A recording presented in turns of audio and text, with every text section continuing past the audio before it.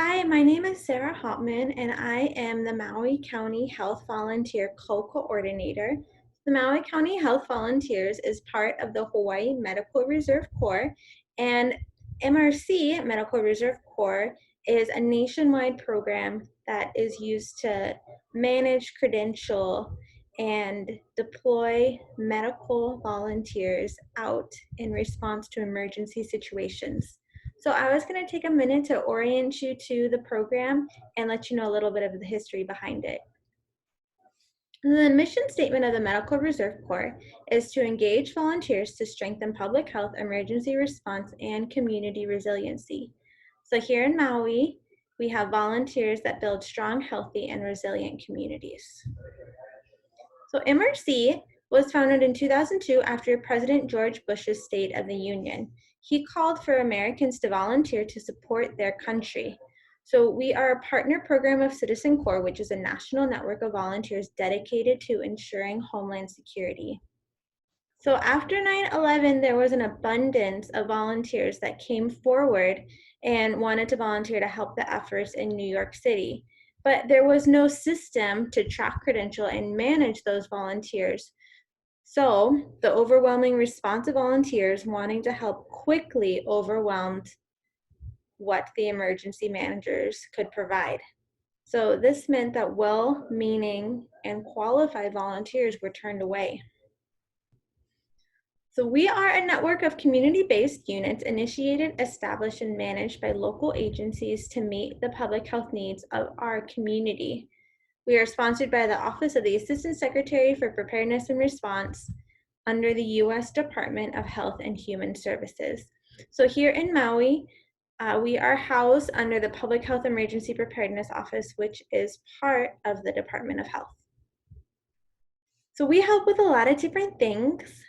We help the public with surge capacity, which is something that's coming with COVID-19, terrorism threats, infectious disease outbreaks like dengue fever or Zika virus, natural disasters such as hurricanes, recovery efforts after a disaster. We fill in the gaps of the response roles. So we always have fire, police, Department of Health, other health systems that are around during disasters, but sometimes they get overrun and they need additional support, and that's where we step in. We also do public health education and outreach. What do they say? That an ounce of prevention is worth a pound of cure. And then we also host emergency preparedness events. We do a lot of training as well. So leading into that, we do several trainings. So we work in community settings, public health, pre-hospital settings, and these are some of the competencies that we would like for our volunteers to have. So if you look at this triangle here, we have at the bottom, the blue base is the competency for disaster medicine and public health. So that is a core competency that we would like all of our volunteers to have. And then as more trainings happen, as volunteers are more involved, time goes by, then we can specialize them into role-specific skill-based trainings. These are an example of the competencies for disaster medicine and public health. So you can see here, a lot of these are fairly basic, like demonstrate personal and family preparedness for disasters and public health emergency. That's asking you to be a role model in your community. Demonstrate situational awareness of actual potential health hazards before, during, and after a disaster or public health emergency. So a lot of this is awareness of your environment, and then the kind of role that you would play in it as well. So the procedures and personal limits, we would never ask a volunteer to do something that they are not comfortable with. So we are very clear with our expectations. The volunteers will receive proper training, just-in-time training, and they're signing in and signing out, but we want you to know your limits. You can say no. And of course, you want to be prepared yourself and your family, because if you're prepared, then you're in a better situation to help those around you. So we work a lot with other agencies like the American Red Cross. We kind of go shoulder to shoulder with them, VOAD, volunteer agencies, volunteer organizations active in disasters, Hawaii Emergency Management Agency, which is MEMA here in Maui Emergency Management, and the Department of Emergency Management.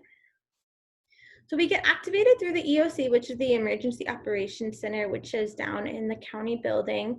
And they would activate the Department of Health, who then comes and activates MRC. So some of our roles include the maintenance of essential services, the delivery of an emergency response. Of course, assignments are based on what is needed and the skill level of volunteers. We also need support members. So non-medical members are key in filling the support roles, and those are definitely needed. We do offer a lot of training like CPR, AED first aid, there's pediatric life support, basic life support, psychological first aid, especially important during times of emergency, point of distribution training, that's in case we ever need to do a mass distribution of some kind of vaccine or an antibiotic, and then bloodborne pathogen training because we want our volunteers to be safe. So the benefits are you get to help your community, you get to have personal and academic fulfillment, you get to learn a lot about disaster preparedness so that you and your family are prepared in case of an emergency. We like to engage the youth in kind of a mentorship type role, and then you get to pursue your public health interests. So I think it's really great because you get to work side by side with professionals in your community and in your field. So we use this volunteer system. It's called Nalima Kako. You can see the website right there. It's www.nlk.doh.hawaii.gov. And this is something that we would use to manage the volunteers. So you sign in here, we register you, and this is just a kind of way to make sure that everybody gets a background check, which is necessary in case any volunteer needs to work in an evacuation shelter, because we wouldn't be able to leave a volunteer solo unless they have had a background check. So that's very important. And then we also keep your contact information in there should we ever need to call upon you. Also, any professional licensure that you have. Here are some photos of activities that our volunteers have participated in. This one looks like a pod or a point of distribution site. So giving out mass antibiotics or some kind of treatment.